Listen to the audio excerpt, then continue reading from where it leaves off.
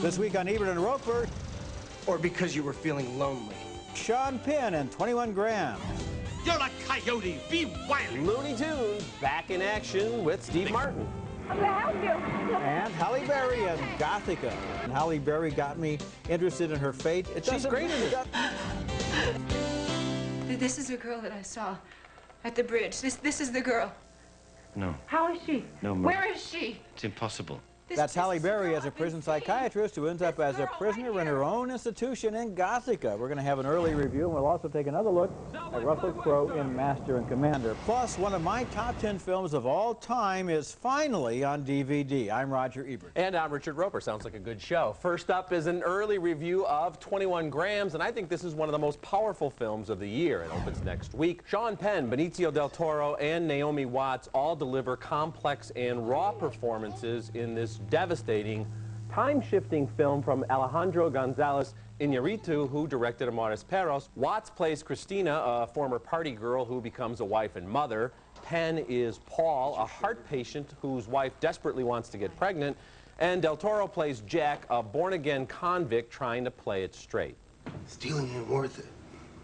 Going to church, reading the Bible, and believing in Jesus, brother, that's your ticket. Because of the chronologically jumbled narrative, we know these three strangers will end up at a remote hotel with blood being shed and lives on the line. The connection between Jack and Christina has already been forged when Paul enters Christina's life. You mind if I join? Actually, I was just leaving. Here you go. Did you know that eating alone can cause kidney damage? And that's bad. Much happens before Paul reveals to Christina that he didn't approach her at random. In the meantime, he's also dealing with the collapse of his marriage. We've been a fraud for a long time, Mary. Oh, yeah?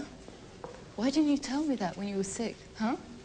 Well, did you expect one of your girlfriends to come and take care of you? You came back because you wanted to. Don't blame me for that. I came back to take care of you because I love you. Or because you were feeling lonely. The 21 grams of the title refers to the supposed amount of weight the body loses at death. Some say it's the weight of the human soul.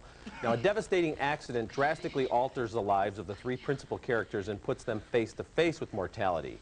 The jigsaw puzzle framework of the story keeps us on full alert as we try to piece it all together, but it's also a bit frustrating. You almost wish you were watching on DVD so you could pause and rewind when needed. This film has great performances all around, especially from Naomi Watts in maybe her best role yet. Well, movie acting doesn't get any better than this, but you know, as I was watching the film, I was thinking that when it comes out on DVD, you'll be able to look at it chronologically the way you could do with Memento, and then things would seem to build in a different way. Yeah. But what he's doing here is very interesting because at any given moment, we have more information than the characters. And so what they're doing takes on an additional poignancy and depth and sadness and sorrow that is really very effective. And I like the way that he plays with time and is fascinated by how fate is waiting for us at the end of every story. Well, it's interesting because this isn't just a gimmick, and you're right, we know more than the characters do, but we're also sometimes behind the story because we're not quite sure why we've seen what we've seen, and it all comes together. It's not just like he's doing this, like, hey, look what I can do, I can move things around here, and the performances are so strong throughout, because of course the characters know different things at different times. You've got these three great actors who are all together because of this one terrible thing that happened. The movie is like a demonstration of how you understand people differently depending upon how much you know about where they come from and where they're going. Okay, The Singing Detective is about a man creating fantasies to escape from pain, and it was written by a man who knew all about pain. The British playwright Dennis Potter suffered from a severe form of psoriasis, which inspired an 8-hour BBC series, also called The Singing Detective, and now there's a feature film that he wrote right before he died. Robert Downey Jr. stars as Dan Dark, whose skin disease makes every moment an agony.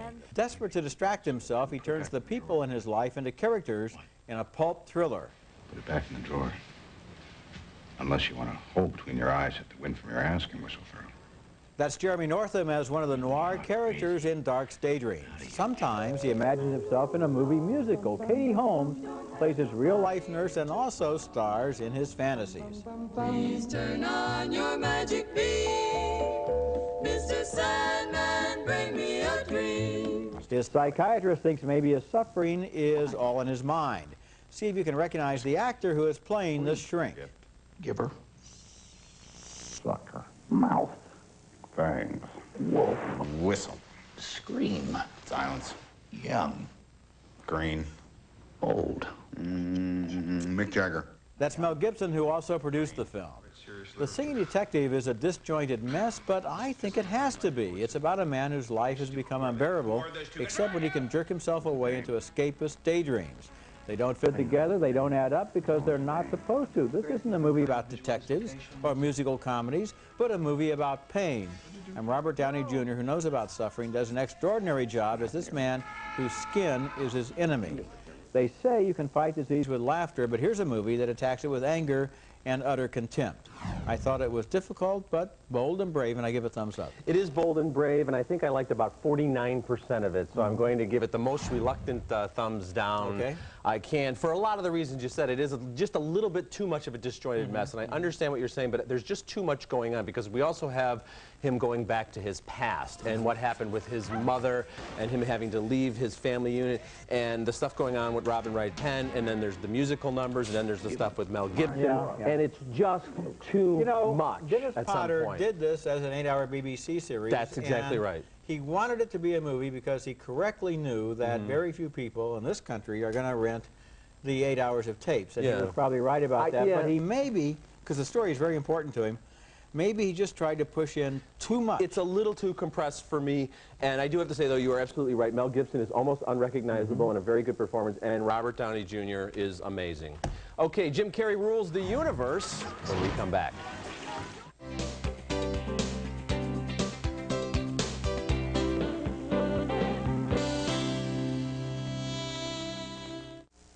Ebert and Roeper's Thumbs Up Video is brought to you by Nestle Raisinets. At the movies or at home, Raisinets.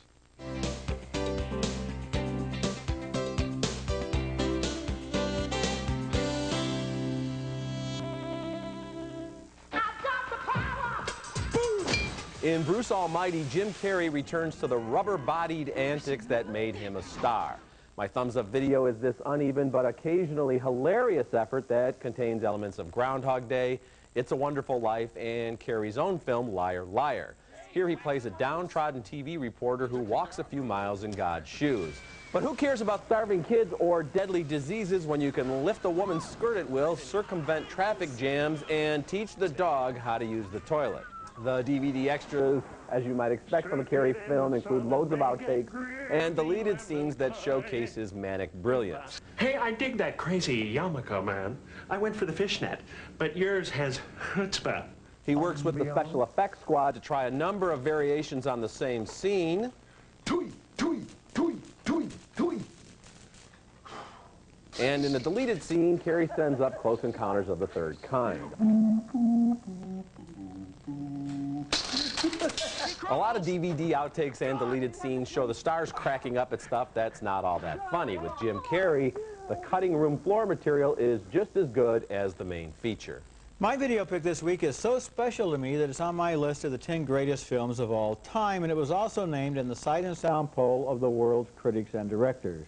It's Tokyo Story, made 50 years ago this year by the great Japanese director Yasujiro Ozu, and I've never seen it without somebody crying in the audience. Sometimes it was me. It's a simple story. An old couple comes to Tokyo to visit their children, but the visit goes badly. The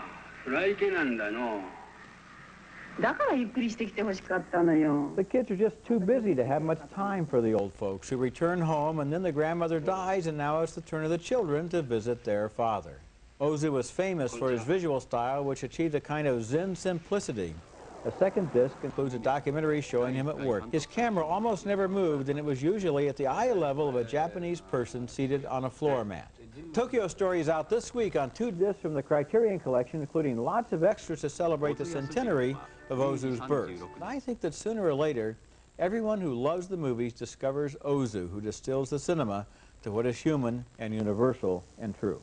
Coming up next, Halle Berry, Penelope Cruz, and Robert Downey Jr. again, this time in Gothika.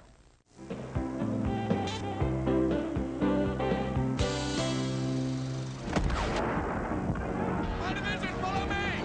For England! For home! And for the prize! Also opening this weekend is Master and Commander, which earned 2 big thumbs up on last week's show. Set in 1805, Peter Weir's majestic yet intimate epic is one of the most compelling dramas ever filmed on the high seas, with an Oscar-worthy performance from Russell Crowe as Captain Jack Aubrey. We believe men would die for him. We believe him as a brave and crafty commander, but we also see his flaws. Like Tom Hanks in the mid-1990s, Crowe just keeps turning out nomination-worthy work year after year. You know, as you think back over his recent roles in The Insider and Gladiator and Beautiful Mind, there is nothing in common between those characters, and now here we have basically an action picture, but it's not an action picture. It's a picture about personality, about these two friends and the way they deal with this situation, and he just really has good taste in material. He has good taste in material, and he has the range to pull it off. Yes, he does, yeah. Okay, our next movie is Looney Tunes. He probably could have been in this, too. This was called Looney Tunes Back in Action, featuring Brendan Fraser and Jenna Elfman, who were probably paid more than co-stars Daffy Duck and Bugs Bunny. This is a cheerful and self-referential romp, blending animation with live action in a non-stop quest for silly laughs. The in-joke is that Bugs and Daffy are contract players for Warner Brothers, and they interact with studio employees who treat them like real people, or at least real wisecracking cartoon animals. What kind of performance do you call that? You made me sound like a total space cadet, man. I'm sorry you feel that way. I was trying to be real to your character. If you like goof on me in the sequel, I'm coming after you. Yeah. I'm glad to see the real Shaggy and Scooby agree with my pan of the feature release of Scooby-Doo. Fraser plays hapless studio security guard DJ Drake, who heads to Vegas to rescue his kidnapped movie star father, who's also a spy. After it, stunt boy. Oh, man. Jump! Jump!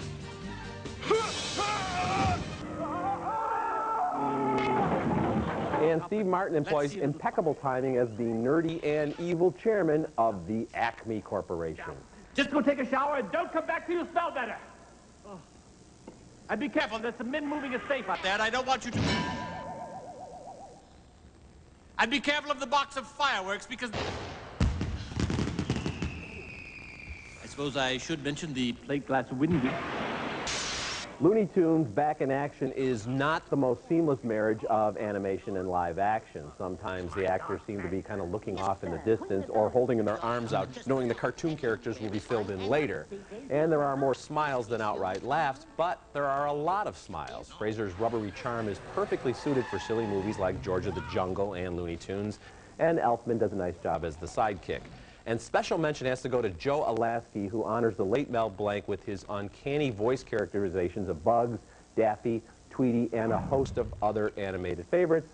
Thumbs up. Thumbs up for me, too. And you're right, it's not seamless. It's not like Roger Rabbit or some of these other films. But on the other hand, it has a nice goofy charm about it. I didn't mean to mention Goofy. He comes from a different studio. But I liked the idea that Daffy and Bugs are actually, you know, annoyed about their contracts, and that Bugs makes more money than Daffy. And I always kind of wondered how that was in the Toon universe, and now I know. Yeah, it's great. You see the dynamic between these two characters. And we go to Vegas, and you get a little Jeff Gordon, the race car driver's in there, and you get Heather Locklear. I mean, every scene, they pepper it with something to keep us amused on a couple of different levels. Okay, now another early review. As Gothika opens, Halle Berry is a prison psychiatrist who thinks she knows all about a patient's hallucinations. But then, one dark and stormy night, she takes a detour on the way home and almost hits a girl who seems to be standing in the middle of the road. She jumps out to help the girl, and that's her last memory until she wakes up inside her own prison as a prisoner charged with murder. Her colleague, played by Robert Downey Jr., breaks some very bad news. I have to tell you something. Something very difficult. No. Please don't tell me there's something wrong with Doug. Miranda. Doug is dead. You killed him. Yes, her husband has been found brutally murdered, and all the evidence points to her, but she has a complete memory gap of 3 days, and ironically, the only person she can talk to and trust is one of her own former patients, played by Penelope Cruz. You are not a doctor in here. And even if you tell the truth, no one will listen. You know why? Because you're crazy. What is illusion and what is reality? And is the ghostly girl on the road still trying to communicate with her?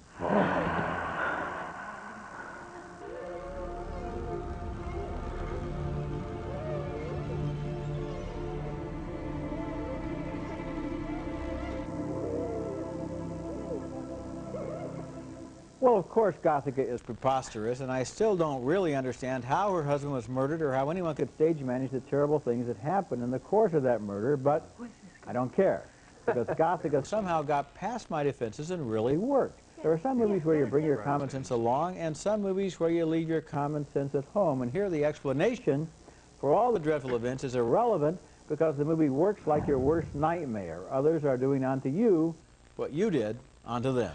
Well, I have to bring a little common sense here, and that's why I'm giving this movie thumbs down. First of all, Halle Berry, it's a great performance. Yes, it is. This is a stylish thriller. It looks really good. But, I mean, you got a psychiatrist who's accused of murder, and they put her in the same facility where she treated patients. And that's with her own former patients. Just so outlandish. And also, we have seen several movies. I don't want to give away what's going on here, but we've seen several movies in the last few years where female ghosts are trying to communicate with people in the living world, and it's always for the same reason. And I'm kind of tired of that. And there are just too many howlers here. There's a moment where Halle Berry's on the phone and she's telling somebody, I'm not delusional, I'm possessed. And I'm sorry, I laughed out loud at that. You're not supposed to be laughing at that moment. Well, you know, if I were teaching a journalism class, I would, as an exercise, have the students write a negative and a positive review of this movie, because I can imagine my negative review of this movie, and I could take it apart. Yeah. I really could. You just went along for the ride. On a logical basis. But you know what? It worked. I have to be honest enough as a critic to say that after a certain point, I really got involved and I was carried along for the ride, and it was effective, and Halle Berry got me interested in her fate, and so it She's great in this. Because I still would have any idea really how that murder took place or how all of that stuff was set up. I don't understand it. I do, and I guess that's the problem. If there were any other answer than the one I was afraid it was going to be all along, I probably would have recommended this film, because it really does have a great look, and there were a lot of chills, but just too outrageous for me to recommend. Okay, when we come back, Tupac Shakur narrates his own life story from beyond the grave. And love. Visit our website at ebertandroeper.tv or at movies.com. Tupac Shakur lived fast and died young, shot down in Las Vegas in 1996. He was a gifted rap artist and actor in movies like Juice and Gridlock. Tupac Resurrection is a documentary that incredibly is narrated by Tupac himself. Shakur talked openly and honestly over the years about his early life and his career, and the filmmakers are able to combine those interviews with images that create a vivid record of his life. His mother, Afeni Shakur, was a crucial early influence. My mother was a Black Panther, and she was really involved in the movement. We watch his steady rise in the worlds of music and movies as he talks about some new friends. Jada's my heart, you know what I mean? She would be my friend for my whole life. I remember seeing Gridlock at Sundance after Shakur was murdered and feeling very deeply that we had lost a young man who could have achieved amazing things. The movie shows how Tupac's brand of gangster rap became a dangerous world as the images in his songs and street reality began to mirror each other. And it's amazing how Shakur seems to have recorded everything necessary to tell his own life story. Thumbs up for me as well. You know, this is actually a mainstream traditional documentary. It doesn't judge Tupac. It doesn't turn him into this hero who had no faults. It lets his words and the film about him speak for itself. And you're right. You're so right about the irony of his life. Here's a kid whose mother was a crack addict, but she did her best, and he went to the Baltimore School for Performing Arts, and he kind of avoided getting into crime until he got into the rap world. That's when he started getting all these arrests and getting into these wars, this East Coast, West Coast nonsense. He has that great line where he says, I never had a record until I had a record. Yeah, and it's just, exactly, and it's just, you know, that's the real sad legacy of rap, which can be such a vibrant form of music and a great form of expression, but so many of these rappers really do embrace this thug life, and they end up shooting each other. You know, and you know, this guy getting shot on the street in Las Vegas is no more glamorous than Jim Morrison dying in a bathtub. A complete waste. You know, people are probably going to think that this is in some way an exploitation film or a cheapie or something. This is an A-level, first-class documentary about an American life, and the fact that we always hear his voice is really uncanny in its effect. It's amazing stuff. Okay, we'll be back with more in a moment. Next week is brought to you by Capital One. What's in your wallet? Next week on Ebert and Roeper, Tom Cruise in The Last Samurai and Mike Myers in The Cat in the Hat. Okay, recapping this week's movies. 2 thumbs up for 21 Grams. It opens next week. We split on The Singing Detective. 2 thumbs up for Looney Tunes back in action. We split again on Gothika. It opens next week. 2 thumbs up for Tupac Resurrection. And Master and Commander got 2 thumbs up on last week's show. It opens this weekend. Remember, you can hear all our recent reviews at ebertandroeper.tv or at movies.com and read us in print at suntimes.com. And until next week, the balcony is closed. You know, another thing about Gothika, the last 2 minutes, the ending of the film, what was that about? That is about how movies always end with something else. Well, that doesn't make any sense to me. Oh, yes, I mean, it does. there's a logical ending, and then they keep going, and there's this weird...